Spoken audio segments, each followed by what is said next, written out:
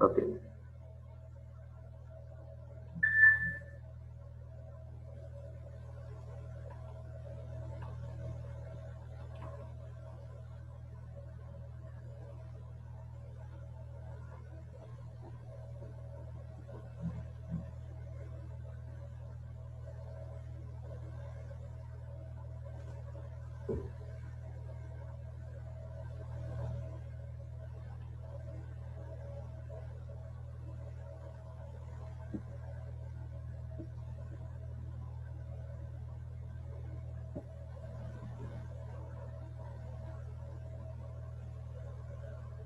Okay, good. Only 16 join remaining.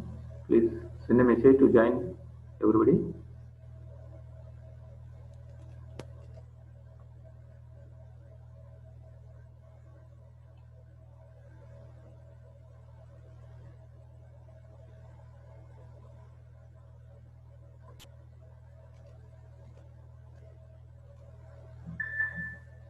Okay.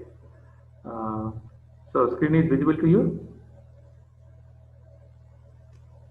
Yes, sir. Okay. So we are talking about presentation layer. Presentation takes care of format conversion or compression or decompression or encryption, decryption. These are the functions handled at presentation layer.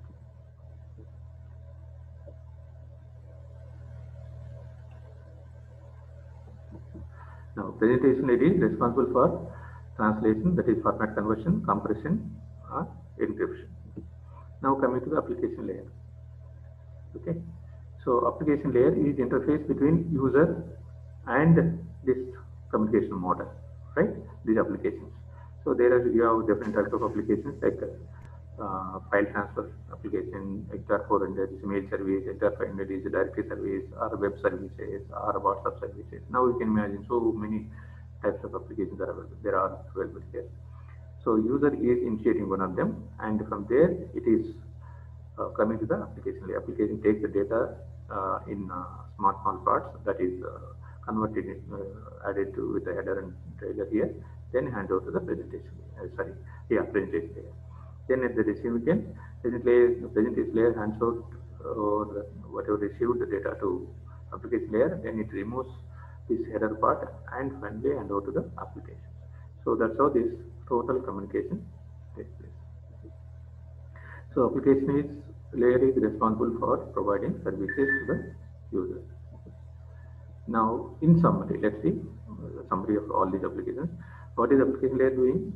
To allow the access to network resources. User, it is allowing user to access network resources. Whereas the presentation layer to translate, encrypt, or compress. Whereas session layer to establish, manage, and terminate sessions or synchronization, timing, all those things are taken care of. Transport layer to provide a reliable process-to-process message delivery. Okay.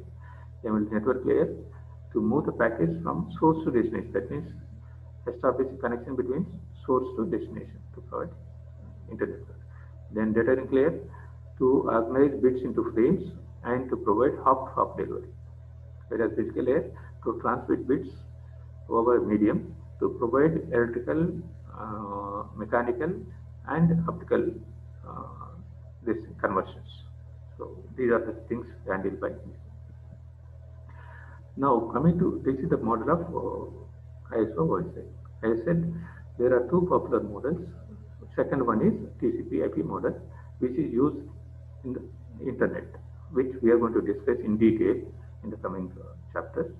And ISO OSI, though it is also popularly used, but in your topic, subject is based on TCP/IP protocols. So we will be discussing about only TCP/IP. Wherever there is a reference for ISO OSI, I will make a reference to that. Otherwise, it is related to TCP/IP. Now let's discuss about TCP/IP, what it is. So TCP/IP, difference between TCP/IP and this is TCP/IP is coming in the form of 5 layers. So originally it is when it is proposed as a 4 layers, that is host to host network, host to network layer, internet layer, transport layer, and application layer. But strictly speaking, we have to take it as again, to compare it with ISO-OSI, it is better we look this as physical layer, data link layer, network layer, transport layer, and application layer. So it becomes 5 layers.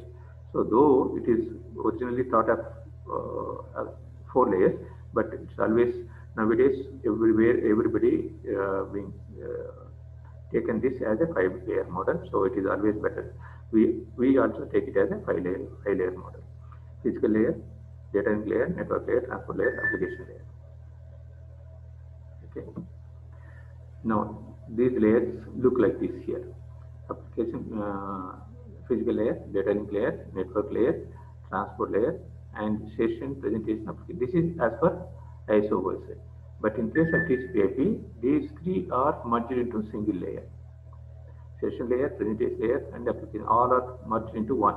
That means the functions handled by session layer, that is the dialogue, synchronization, timing, presentation, that is the format conversion, compression, decompression, encryption, decryption, and application function. All these things are coming into a single layer, application layer. So that's why we find only 5 layers: physical layer, data link layer, network layer, transport layer, and application layer only. So presentation and session will miss or will not appear in TCP/IP mode, but the functions will remain there. So overall functions, all these functions are required, whatever handled by these different layers. But only thing is where we are doing those functions. That's the difference. In TCP/IP model, all these things are done at application layer only. Okay. Now you may say, why they have come up with the 7, why these people have come up with the 5. So this is for different purposes. When they looked at 7 layers is more convenient to handle it, whereas TCP/IP felt 5 layers are enough to handle it. So there is no hard and fast rule or right or wrong answer to say how many layers should be there. It all depends on convenient, right?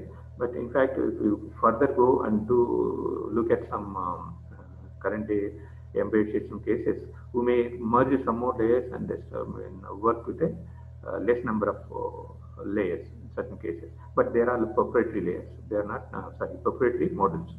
They are not popularly used by worldwide. Popularly used models which are worldwide are TCP and TCP/IP and ISO-OSI. So where ISO-OSI follows 7-layer model, TCP/IP follows 5-layer model. So that's it. One difference, but more differences are there. All of them we'll see as we go into next subjects. And of course, these are different protocols come across at different places that we'll see much more detail. And here, as you said, originally it is started data link and physical layer combined, and it is called as a host to network layer. But in our case, we always take it as a separately physical layer, data link layer as a separate layer. Now, coming to addressing. So when you are addressing, we need to identify sending address, receiving address differently. We come across 4 different types of addresses in TCP/IP. As I said, now from now onwards, our discussion is going to be related to TCP/IP more. And wherever particular reference is there, ISO-OSI, I will mention it separately. And next one, yeah. Actually, functions, if you see, functions in ISO-OSI are almost same. Physical layer functions in TCP/IP or ISO-OSI is similar. Data link layer functions are similar in both the cases. Network layer functions are similar in both the cases. Transport layer functions are similar, but only in case of application layer. TCP/IP takes care of all the jobs handled by session layer, presentation layer, application layer of ISO-OSI in single layer here. So that's the difference. Okay. Now these addresses are coming in a 4 different forms: physical, logical, port, and specific address. What they are?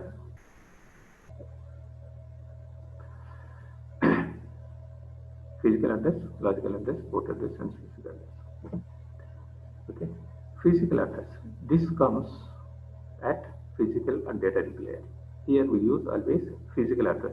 Sometimes it's also called as a MAC address. MAC address. Okay, physical address or MAC address that is used at data link layer or physical layer. But what is the meaning of this? Then we'll see as we go into the class.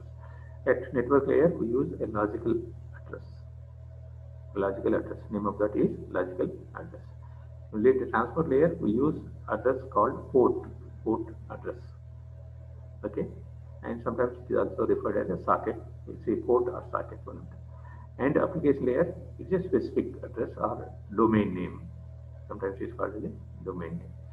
So those are different addresses we come across, different layers of TCP IP. Now, a small example, take it, a node with a physical address 10 sends a frame to node with a physical address 87. The two nodes are connected by a link bus topology LAN at a figure as shown in the figure. The computer with the physical address 10 is sender and the computer with the physical address 887 is receiver. This you can see here how it is done. So assume, please remember here it is connected through a LAN, okay, bus LAN. That means all of them are directly connected to the same medium. When you are transmitting from A, it is available to all of them directly. It is available to all of them directly. So you should not take here, in this case, 28 and 53 as intermediate nodes, as we have seen in the previous case. They are not intermediate nodes because the bus is common to all of them.